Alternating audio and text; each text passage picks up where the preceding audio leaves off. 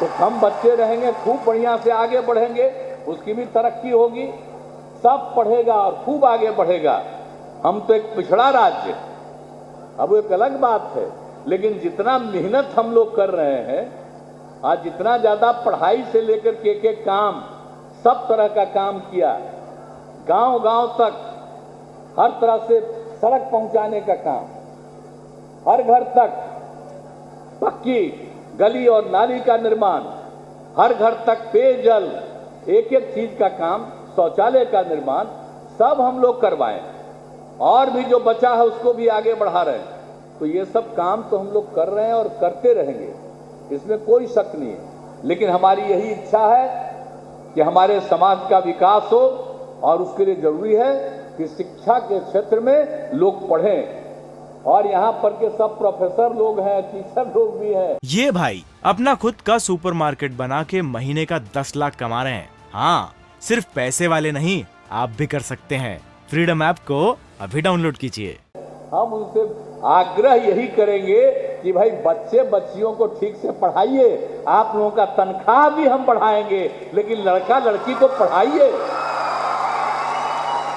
अब आजकल तो सब काम हो गया है, नई टेक्नोलॉजी पर चला गया है। आज भी सब दिखला रहे थे नई टेक्नोलॉजी का, ये सब चीज करा दिए हैं, ये सब तो करिए, लेकिन स्कूल में सबको जाना चाहिए और स्कूल में पढ़ाना चाहिए। ये खाली कागज पर और मोबाइल पर दे देने का मतलब नहीं है।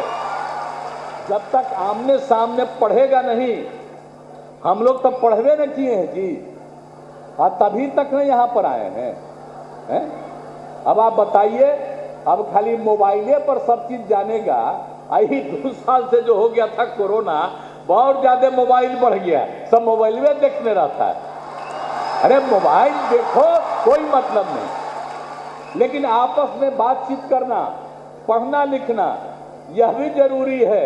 अभी हमारे जितने नेता लोग बैठे हुए हैं सब मोबाइले में रखते हैं। और हम पहले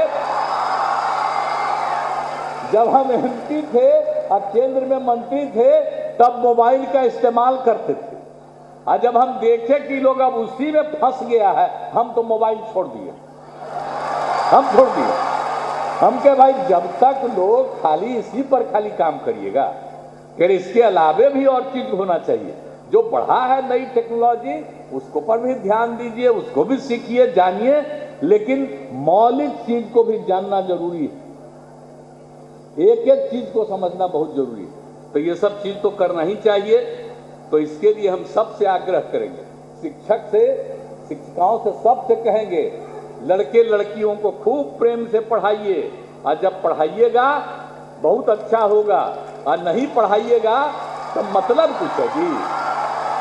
अब हमने तो कह दिया है मंत्री जी को भी, और इनको भी हमने कह दिया कि जरा देख लीजिए, जो अगर नहीं स्कूल में पढ़ाते हैं निकलवा दीजिए उनको, छोड़िए नहीं। और जब अगर पढ़ा देंगे तो उनको और ज्यादा दीजिए पैसा, ताकि खूब बढ़िया से पढ़ा दें। ये बहुत जरूरी है, एक एक चीज को देखना।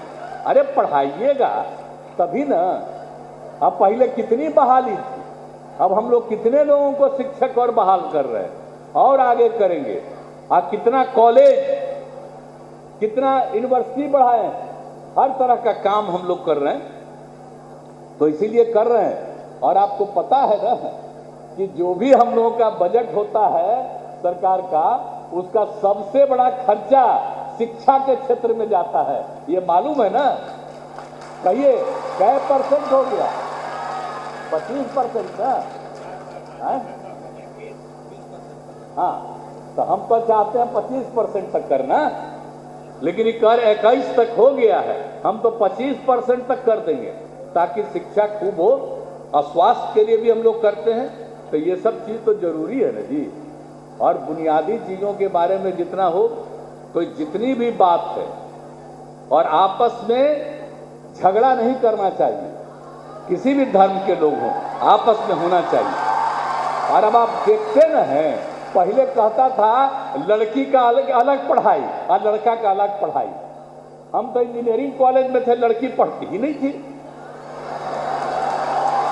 एक वो लड़की नहीं पढ़ती थी। आज जब हम लोगों से रिलेटेड कोई परिवार की आ जाती थी, तो सब खड़ा होकर देखने लगता था। इतना कम कोई होता नहीं था। उसी समय हम लोगों ने कहा कि ना लड़की को पढ़ना चाहिए। अब इंजीनियरिंग कॉलेज में भी लड़की अब पढ़ रही है ना। अब हमने तो कर दिया कि मिनिमम 1/3 लड़की का होना चाहिए, मिनिमम 1/3। तो सब तरह से कर रहे हैं, इंजीनियरिंग, मेडिकल, सब चीजों में हम लोग करवा रहे हैं ताकि ज्यादा से ज्यादा पढ़े। और जब सब पढ़ेंगी तो कितना अच्छा होगा।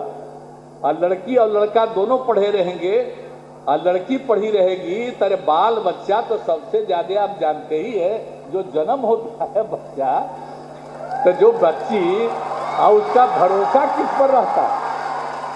सबसे ज्यादा मां पर रहता है भरोसा। इसलिए वो अगर पढ़ी रहेगी, खूब ज्ञानी रहेगी, तो बच्चे और बच्चियों को कितना ज्यादा सीखेगा, वो सब कितना बढ़िया से सीख लेगा। तो इसलिए बहुत जरूरी है। इसलिए शिक्षा का विकास जो हम लोग करना चाहते हैं और जितना भी काम किया है, और एक एक चीज के बारे में अब जरा जान लीजिए। अब ये जो हम लोगों ने मौलाना अबुल कलाम आजाद साहब का किया, अब इसके पहले मालूम है ना, बापू का जब बनाए थे हम लोग, 100 साल पहले आए थे यहाँ 1917 में, और उसी समय से हम लोगों ने 2017 में जो यहाँ बनाया था, और उसी समय जो तय किया था कि बच्चे और बच्चियों को बापू की पाती हम लोग पढ़वाएंगे। इधर देख लीजिए, ये बापू की पाती है, ये तीसरे से लेकर के 8वें तक के बच्चे बच्चियों को दिखाया जाता है, दिया गया है, ताकि बापू के बारे में एक एक चीज को जानिए और सब चीज को समझिए कि क्या खासियत है। ये सब हम लोग उनके बारे में दिए हुए हैं। और उसी तरह से एक था मोहन, ये 9वें से लेकर के 12वें तक के लिए हम लेते आए हैं किताबा, भूलिएगा मत। खाली आज के दिन आप लोगों को याद रखने के लिए पढ़िएगा जरूर, तब न जानिएगा बापू का। और सब लोगों को हम लोगों ने करा दिया। और उसी तरह से जब हम लोगों ने इनका शुरू किया तो हम लोगों ने क्या कहा था 18 में ही हमने कहा कि उनके नाम पर भी होना चाहिए। जैसे हम बापू के नाम पर करते हैं, वैसे मौलाना आजाद के बारे में भी सबको जानना चाहिए। पढ़ेगा और एक एक व्यक्ति को ज्ञान होगा, सब कुछ को जानेगा। तो ये लोग 19 से ही इसकी भी शुरुआत हो गई। देख लीजिए मौलाना आजाद की कहानी। अब ये भी अब आप ध्यान रखिएगा। और हमने कहा कि सुबह में जब बच्चे आते हैं, जब पहला बार होता है पाठ, तो उसी समय बताना और इनके बारे में भी बता देना। वहां एक एक चीज की बात की जरूरत है। सब कुछ को जानेगा तभी जानेगा। और तभी कभी देश में लोग झगड़ा पैदा करना चाहते हैं, कोई झगड़ा पैदा नहीं होगा अगर बापू के बारे में जानेगा और मौलाना अबुल कलाम आजाद साहब के बारे में जानेगा। कभी झगड़ा उगड़ा नहीं करेगा, आपस में प्रेम और भाईचारे का माहौल रहेगा। इसलिए हम इस सब चीज को चाहते हैं। तो आप लोग इस सब चीज को पढ़िएगा ना भाई, पूरा बुलंद रहिएगा ना। हाथ उठावा। चलो, बहुत बहुत धन्यवाद। इस काम को करिए। ये भाई अपना खुद का सुपरमार्केट बना के महीने का 10 लाख कमा रहे हैं। हाँ, सिर्फ पैसे वाले नहीं, आप भी कर सकते हैं। फ्रीडम ऐप को अभी डाउनलोड कीजिए।